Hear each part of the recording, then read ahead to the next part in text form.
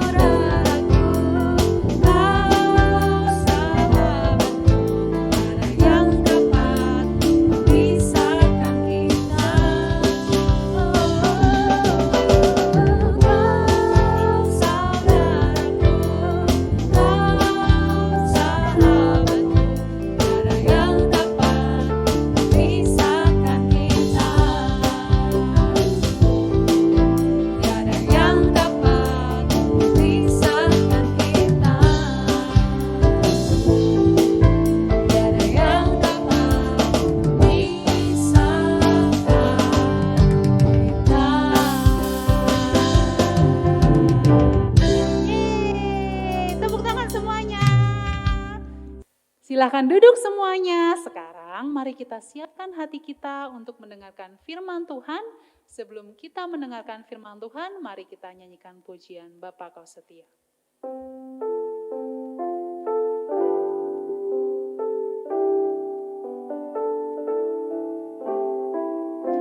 Kita akan nyanyikan dengan sungguh-sungguh semuanya.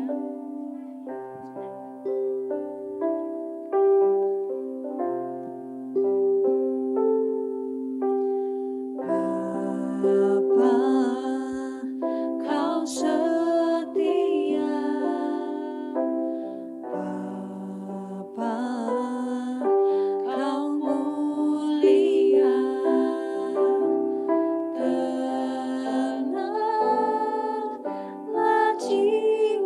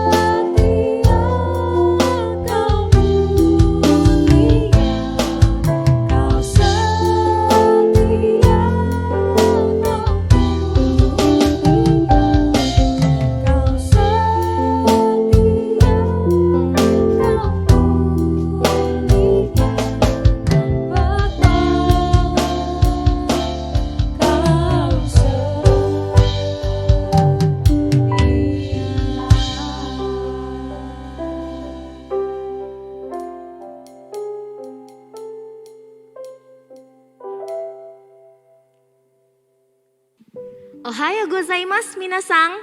O genki desu ka? Loh, kok pada diam sih? Nggak dijawab. Anak-anak, kalian tahu nggak artinya apa ohayo gozaimasu minasang? O genki desu ka? Itu bahasa Jepang loh, yang artinya halo selamat pagi, bagaimana kabar kalian?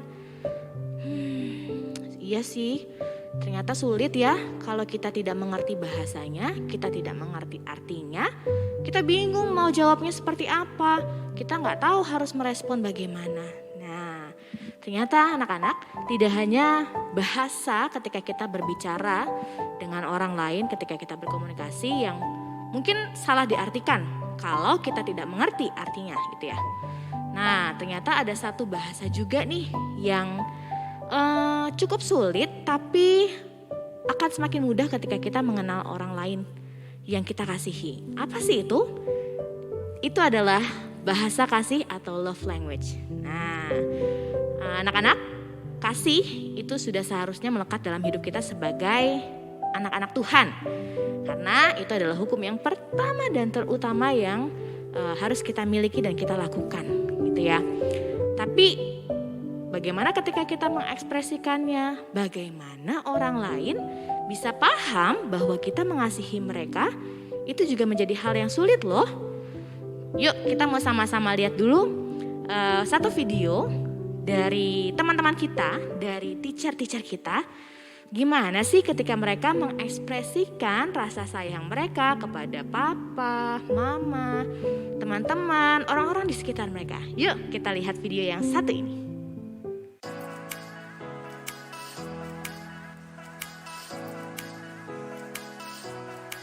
Aku menyayangi teman-temanku dengan cara tidak membandingkan mereka dengan satu sama yang lain. Aku menunjukkan rasa sayang kepada mama papa dengan cara peluk. Mimi sayang mama? Sayang mama. Sayang papa nggak? Sayang papa. Sayang cici nggak? Sayang cici. Oh ya? Buktinya apa coba? Ini ya. Bye. Untuk mengekspresikan kasih kepada keluarga, biasanya yang dilakukan adalah memeluk, ya mengatakan aku sayang kamu, begitu kepada istri dan anak, terus makan bersama, bermain bersama, begitu. Hai teman-teman, Teacher Valen mau bagikan cara Teacher Valen menunjukkan kasih kepada teman-teman. Yang pertama, karena pandemi nih nggak bisa ketemu, jadi Teacher Valen meluangkan waktu untuk video call bersama teman-teman, menanyakan kabar, lalu bercerita banyak hal. Dan ketika di sekolah, Teacher Valen menyempatkan waktu untuk menyapa teman-teman guru, hai apa kabar gitu, atau sekedar katakan selamat siang, have a nice day. Itu cara Teacher Valen menunjukkan kasih. Terima kasih. Nah, ternyata banyak ya cara mereka untuk mengekspresikan. Begitu juga dengan kita anak-anak. Mungkin kita seringkali memberikan coklat, memberikan makanan, atau bahkan kita nemenin kakak kita main, atau kita mungkin melakukan banyak hal buat papa mama kita sebagai wujud sayang kita. Macam-macam cara yang bisa kita lakukan. Nah, itu semua disebut dengan bahasa kasih. Apa sih bahasa kasih itu? Anak-anak, bahasa kasih adalah salah satu bentuk ekspresi yang dimiliki oleh seseorang ketika mereka merasakan kasih. Anak-anak, Tuhan Yesus mengajarkan kita tentang kasih. Ingat ya, bahwa hukum yang pertama dan terutama adalah kasih. Khususnya kita mau sama-sama bahas dan membaca dari Yohanes 13 ayat 34. Yohanes 13 ayat 34, yuk dibuka semua Alkitabnya, kita mau baca bersama-sama ayat ini. Yuk kita mau baca. Siap ya? Yohanes 13 ayat 34. 1, 2, 3. Aku memberikan perintah baru kepada kamu, yaitu supaya kamu saling mengasihi sama seperti aku telah mengasihi kamu. Demikian pula kamu harus saling mengasihi. Anak-anak, kita semua percaya ya kalau Tuhan Yesus mengasihi kita. Tapi gimana caranya kita bisa tahu kalau Tuhan Yesus mengasihi kita? Tentunya dari semua kebaikan yang kita terima selama ini ya anak-anak. Dia mengenal kita. Tuhan Yesus selalu tahu apa yang kita butuhkan. Tuhan Yesus hadir di dalam hidup kita kapanpun dan dimanapun. Dan Tuhan Yesuslah yang paling tahu bahasa kasih yang kita miliki. Nah, seperti ayat yang tadi kita baca, Tuhan Yesus kan udah sayang nih sama kita.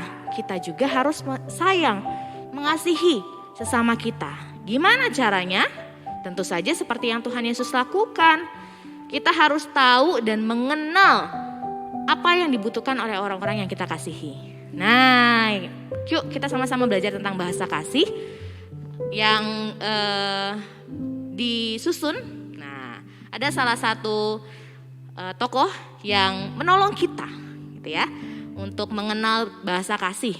Ada berapa jenis bahasa kasih dan bagaimana sih caranya mengungkapkan kasih dari beberapa jenis bahasa kasih ini. Ada Dr. Gary Chapman yang menolong kita dengan cara membedakan bahasa kasih menjadi 5 jenis.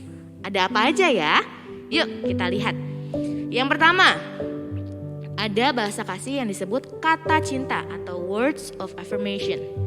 Nah, anak-anak, orang yang memiliki bahasa kasih ini biasanya akan merasa bahagia banget atau merasa sangat dikasihi kalau mendapatkan kata-kata yang positif.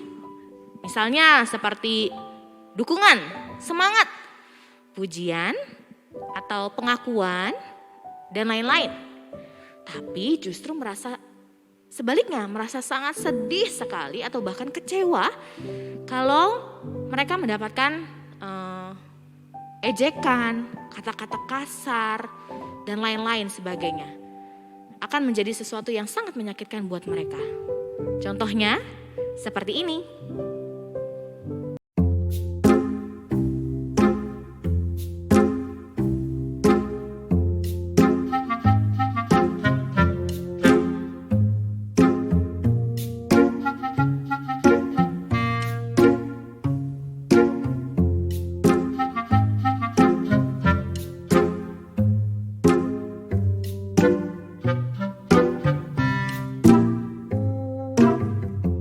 Yang kedua, saat bersama atau quality time. Nah, jenis ini akan merasa sangat dikasihi jika orang yang mereka sayangi mau meluangkan waktu untuk mendengarkan mereka, nonton bareng gitu ya, berbincang-bincang dari hati ke hati, jalan-jalan, main bareng, pokoknya menghabiskan waktu bersama deh. Misalnya seperti yang satu ini.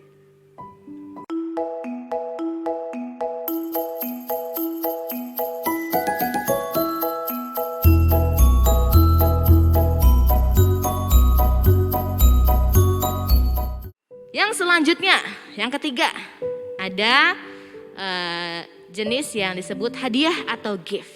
Ya, siapa sih yang nggak suka dikasih hadiah, ya kan? Kita kalau ulang tahun, kalau Natalan, wah dikasih hadiah gitu ya. Mungkin ada saatnya kita senang banget dikasih hadiah. Bahkan mungkin kita hanya bisa menunjukkan rasa sayang kita dengan memberikan hadiah, memberikan sesuatu buat orang-orang di sekitar kita, buat mama, papa gitu ya. Atau mungkin kita mau ngasih permen buat teman kita karena kita sayang sama teman kita, dikasih. Mungkin kita kasih boneka kita sama kakak kita karena kita sayang sama kakak kita. Itu juga salah satu bentuk hadiah anak-anak.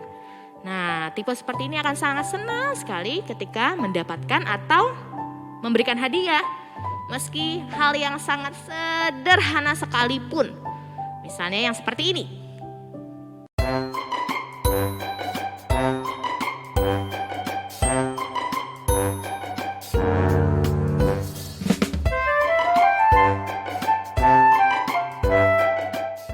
Yang keempat, melayani atau acts of service.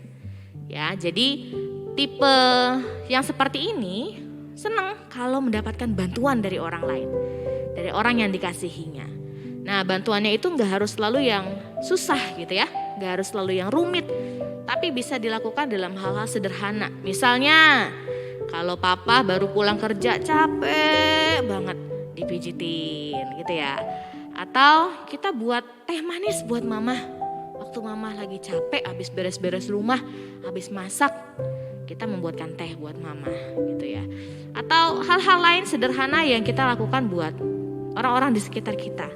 Misalnya seperti yang satu ini.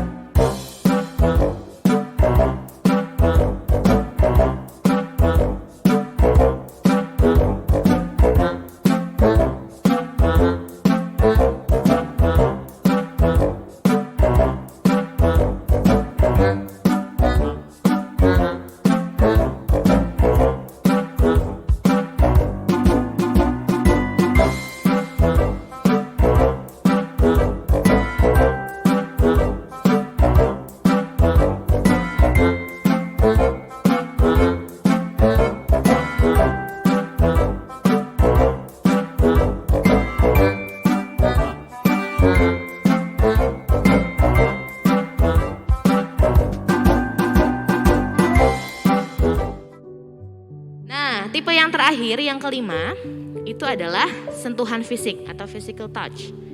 Tipe yang satu ini akan merasa sangat dikasihi ketika mendapatkan sentuhan dari orang lain.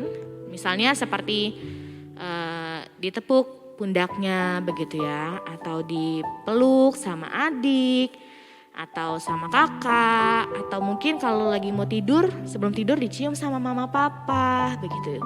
Jadi ketika mendapatkan atau memberikan sentuhan akan merasa sangat senang sekali. Seperti yang satu ini.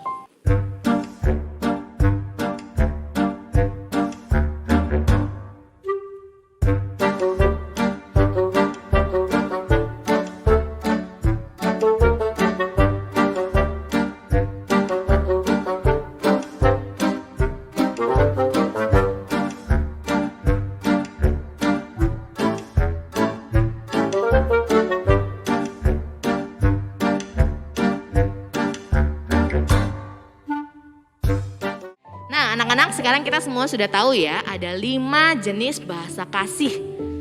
Nah, sekarang waktunya kita untuk mengetahui apa sih bahasa kasih kita. Dan jangan berhenti sampai situ. Kita juga harus mengenal. Nah, seperti yang Tuhan Yesus lakukan juga, mengenal kita.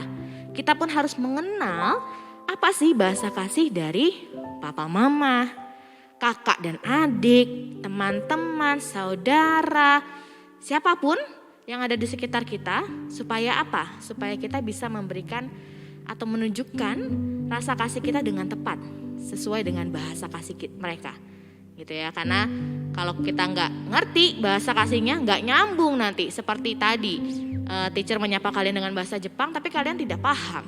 Nah, supaya kita satu frekuensi, begitu ya. Kita mengerti di bahasa satu sama lain, kita harus saling mengenal bahasa kasih. Ya, yuk kita mau berdoa. Mari kita berdoa. Bapa yang baik, kami mengucap syukur karena Tuhan sekali lagi mengingatkan kami betapa pentingnya kami untuk bisa mengenal tentang kasih. Terlebih lagi kami boleh melakukan kasih. Sama seperti Tuhan Yesus yang telah mengenal kami dan mengasihi kami dengan begitu rupa. Kami juga mau mengenal Tuhan melalui sesama kami, mengenal bagaimana mereka memiliki bahasa kasih. Dan biarlah kami boleh mengekspresikan bahasa kasih kami dan menunjukkan betapa kami mengasihi orang-orang di sekitar kami dengan mengerti bahasa kasih mereka. Kami mau mengasihi dengan lebih sungguh-sungguh lagi Tuhan. Kami mau hidup di dalam kasih-Mu. Terima kasih ya Bapa, kami serahkan hidup kami hanya ke dalam tangan-Mu. Di dalam nama Tuhan Yesus kami telah berdoa dan mengucap syukur. Amin. Selamat berbahasa kasih dengan sesama. Tuhan Yesus memberkati. Dah.